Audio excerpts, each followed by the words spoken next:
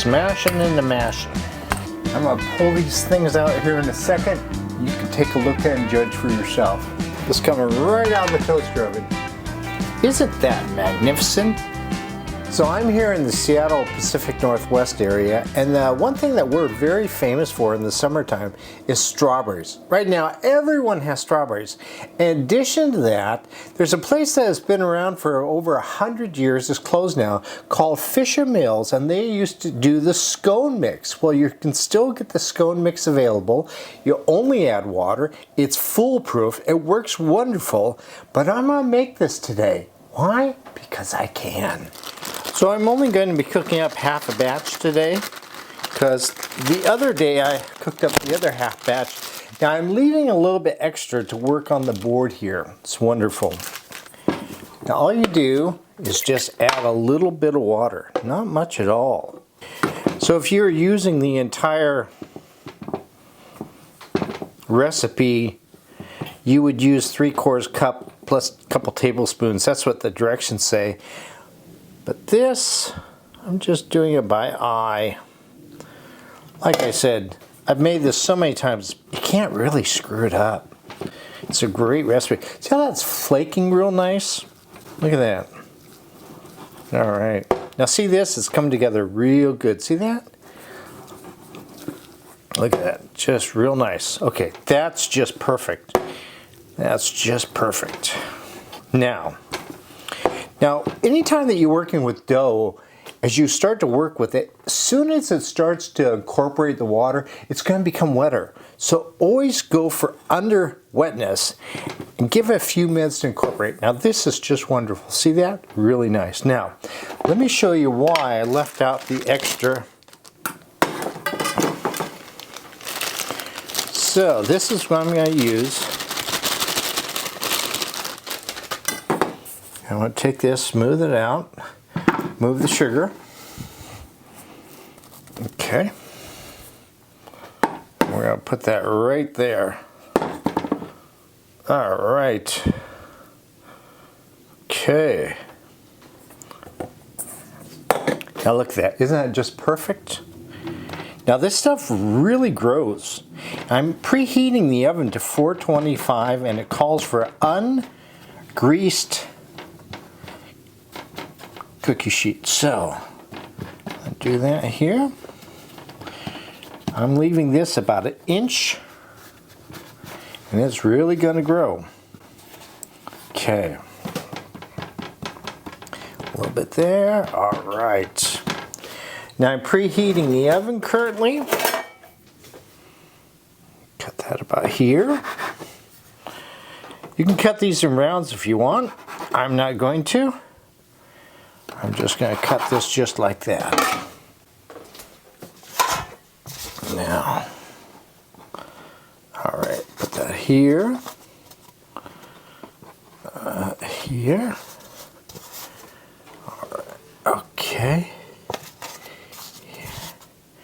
And I put this right here. Look at that. Isn't that just really nice? My little toaster oven is heated up to 425. We're going to put this in. I'm going to check it after 12 minutes. I've got the berries pretty well drained. So I'm going to get the real pretty berries. This is for my cosmetics. Okay. There's that. And that's for the cosmetics. And these I'm going to use for mashing. Smashing and mashing.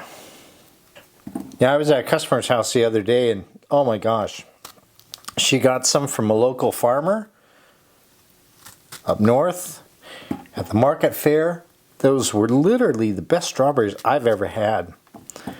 And I am not opposed if I'm at a customer's house and I see they got strawberries or blueberries or anything else in the garden for me to ask them permission to be the rabbit.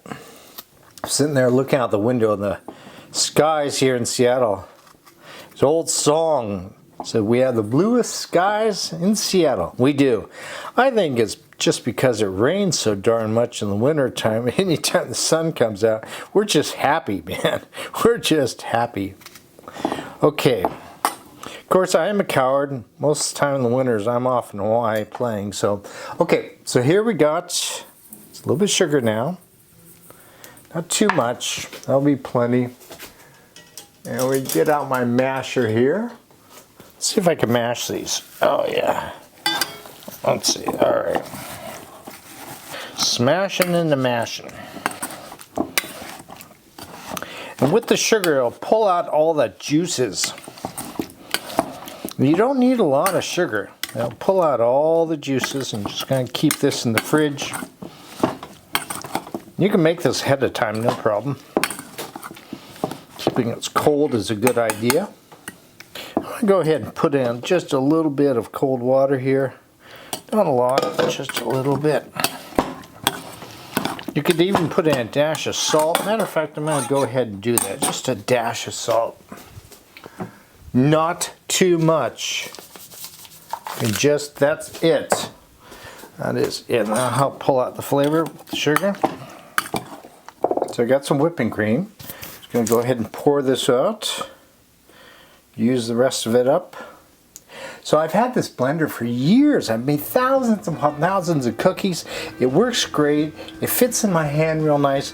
Plus none of the dough gets stuck on these whisks. It's really great. I'm going to take this. And I've got to, the recipe calls for a little bit of vanilla. And I'll put a little bit of vanilla and just a little bit of sugar, not too much. After we build the foundation, we're going to lift this up and start getting some air in it. See, it's still liquid, but we're almost there. That's just beautiful, just beautiful. I'm going to take this, put a cover on, stick it in the fridge as well. And gosh, this is, somebody has to lick these.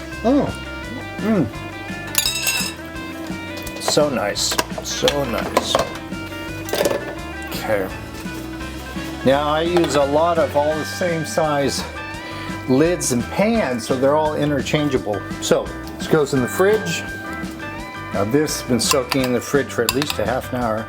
Take all that juice, as that juice is just gonna soak right into this. Gotta make a big pile. Oh, big pile. See why mashing it makes a big difference on this? Now this whipped cream holds its shape really well. A big dash whipped cream here. I'm gonna take this and I'm gonna put this right to the side here. I'm just gonna go ahead and double up on this. That is so terrible. Look at that. So hungry just looking at that. A little dab here. Man, if you're at a barbecue, just leave this on the countertop. You don't have to worry about people coming by eating it. They will show up. Just to finish it off, a few little drops. Oh, that is so nice. Fisher scones and strawberry shortcake.